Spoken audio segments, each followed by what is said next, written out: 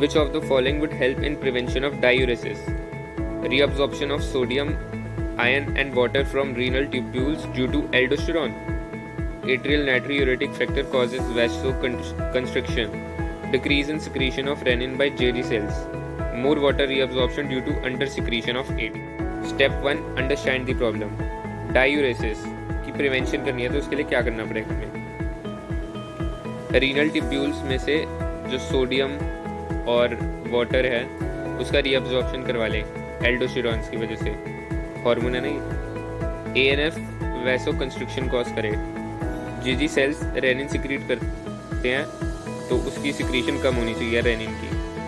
More water reabsorption due to ADH, कम amount में ADH secrete.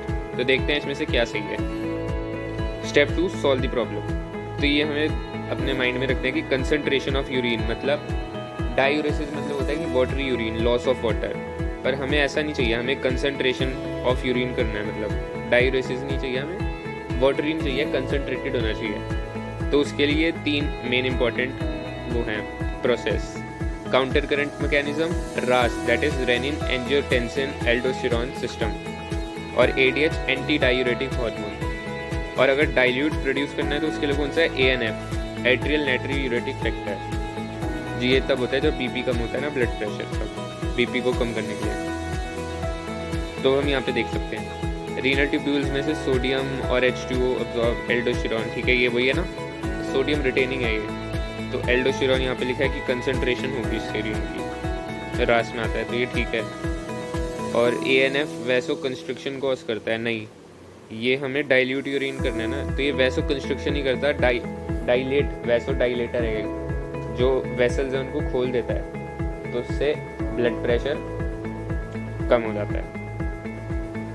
फिर JG सेल्स रेनिन सिक्रीट करते हैं, कम सिक्रीट करते हैं, नहीं कम नहीं होना चाहिए, JG सेल्स रेनिन ज़्यादा होना चाहिए, क्योंकि रेनिन इसमें आ गया ना, रेनिन एल्डोस्टेरॉन एंजियोटेंसिन सिस्टम पूरा जुड़ा हुआ है ये। रेनिन एक्ट करेगा एंजियोटेंसिन पे, फिर एंजियोटेंसिन कन्वर्ट होएगा, वो एल्डोस्टेरॉन रिलीज कराएगा, तो ये सब ज़्यादा होने चाहिए। फिर more water reabsorption due to ADH कम, एंटी डायूरेटिक हार्मोन कम नहीं होना चाहिए, तो ज़्यादा ही होना चाहिए, क्योंकि वो भी इसमें आ रहा है कंसंट्रेशन में। स्टेप 3. Mark the answer. तो करेक्ट आंसर हो गया अपना option number 1, reabsorption of sodium, iron and water from renal tubule due to aldosterone.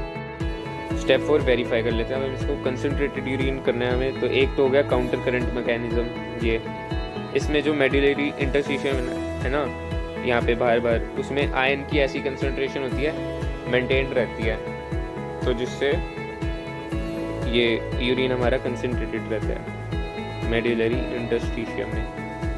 फिर an excessive loss of fluid from the body can activate the receptor which stimulate hypothalamus to release antidiuretic hormone और vasopressin from the neurohypophysis, pituitary है। ADH facilitates water reabsorption from latter parts of tubule, thereby preventing diuresis. A fall in glomerular blood flow या glomerular blood pressure या glomerular filtration rate GFR can activate the JG cells to release renin, which convert angiotensinogen in blood to angiotensin 1 and further to angiotensin 2. फिर angiotensin 2 being a powerful vasoconstrictor increase the glomerular blood pressure and thereby GFR, glomerular filtration rate. Angiotensin 2 also activate adrenal cortex to release aldosterone.